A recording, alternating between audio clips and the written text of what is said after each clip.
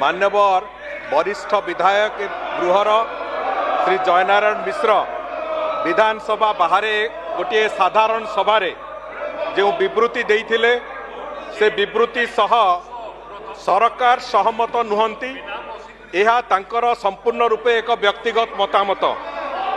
ओडिशा प्रदेश एवं ओडिशा प्रदेश एकता अखंडता पाई आम सरकार संपूर्ण रूपे बद्ध परिकर एवं प्रतिश्रुतिबद्ध। ए नहीं कहा मनरे कौन से प्रकार द्वंद्व रहिबार आवश्यकता नहीं।